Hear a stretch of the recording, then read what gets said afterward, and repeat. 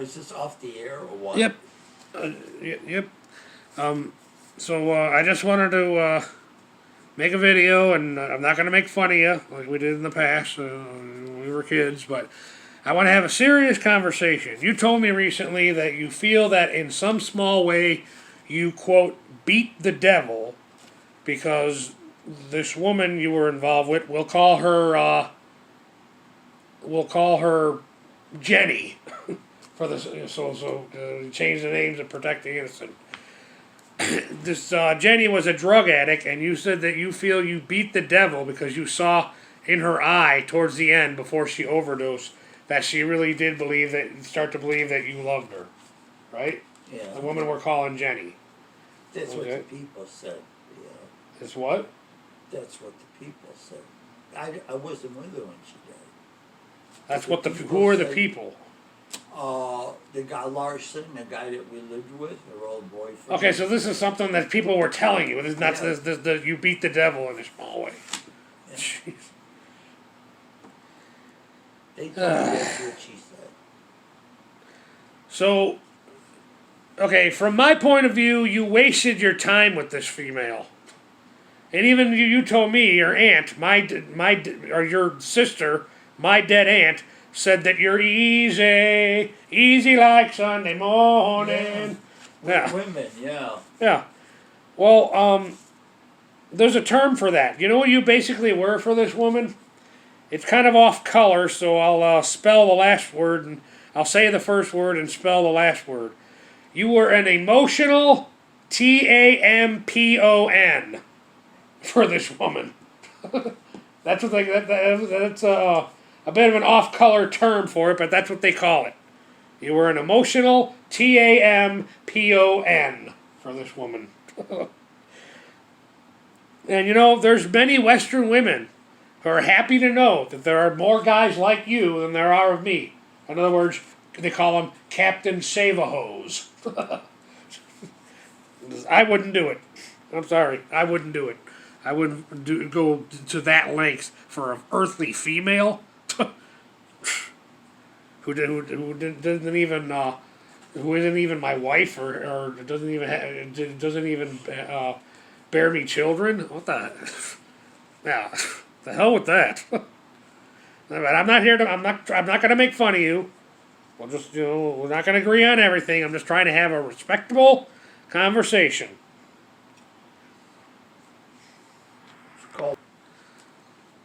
Okay, so you believe yourself to be some sort of prophet of love from God, and that's why you put up with this girl we're calling Jenny.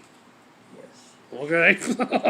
Well, of all these bitches. Yeah, well, a real man knows it's not up to them to make a female happy. Look until you find Mrs. Right. You make yourself happy, and then if a female comes along who's able to find happiness, through osmosis, through you, well, hey, good. Maybe you'll have a wife and have a family and have that life. If not, oh well. But there's so many devils in this world. Believe me, the devil's a lot stronger.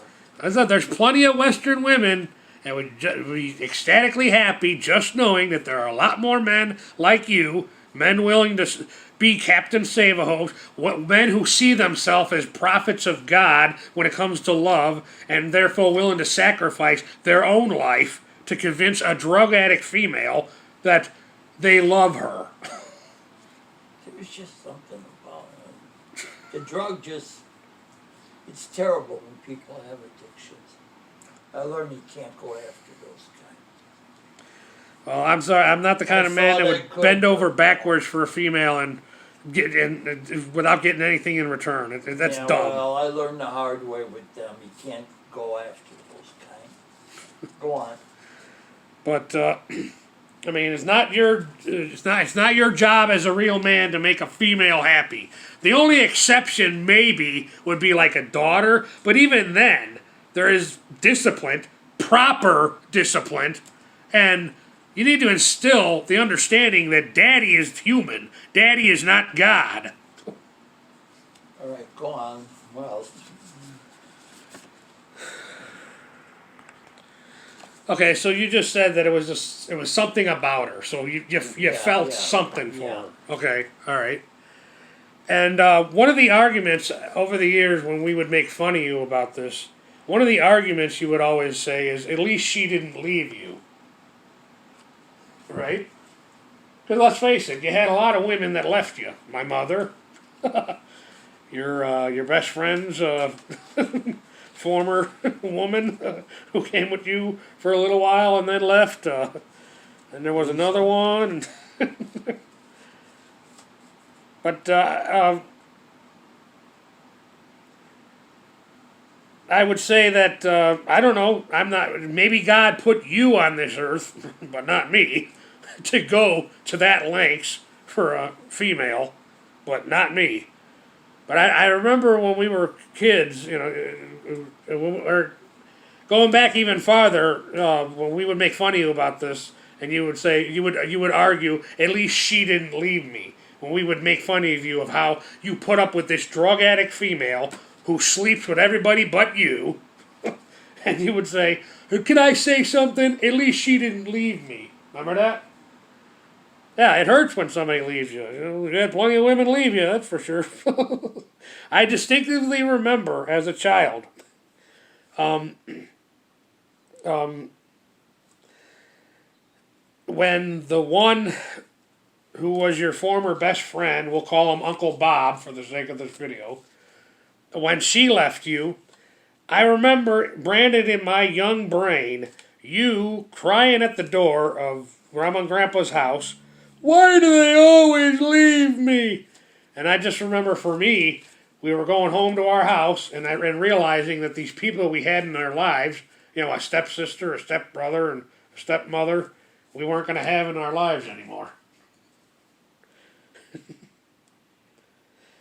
But this is why I have no desire to make an earthly female happy. And oddly enough, this was when towards the end when the authorities finally took us away from you. And that's when the from you to me got worse and worse.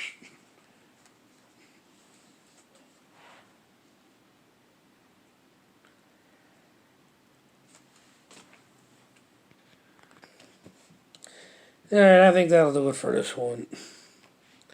Mike Perlak, thank you for your time. She was more than a kid. She was an adult. Better than these fucking adult bitches.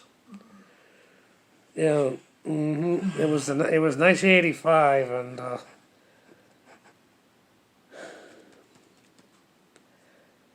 she was technically underage. Yeah, but she made me feel good. She knew what she wanted. It's the first time she ever made me. Should I hit stop, folks? She made